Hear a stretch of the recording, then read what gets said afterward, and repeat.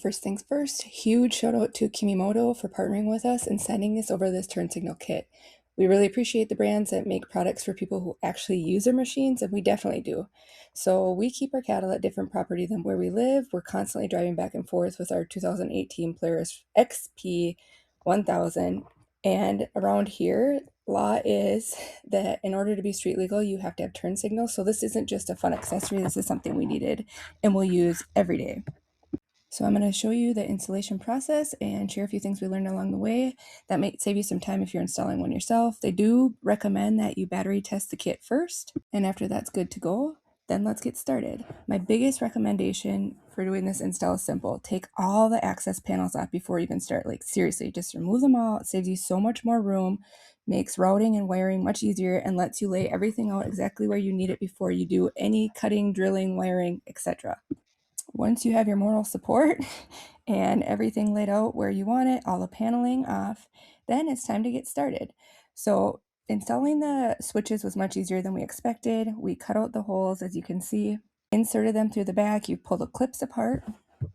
The kit itself truly did turn into being easy, true plug and play. And my partner, who works on ATVs and heavy equipment all the time, was actually so impressed with this. He said probably 3 different times how easy it was to install. So I would recommend having your drill bit. It does call for a 19 millimeter. We didn't have it, so we used a 1/2 inch drill bit, and then we just had to be really careful not to cut too big of a hole.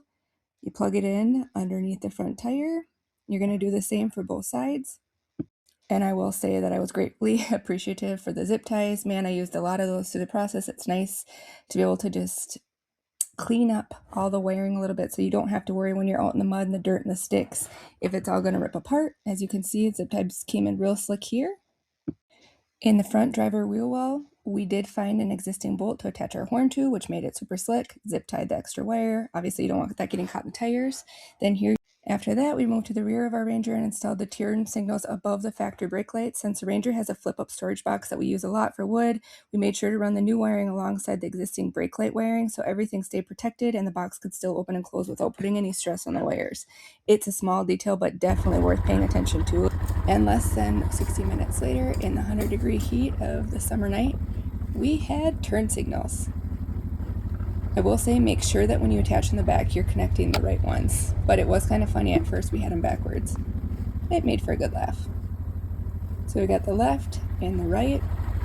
Thank you again, Kemimoto, for partnering with us. These are absolutely awesome.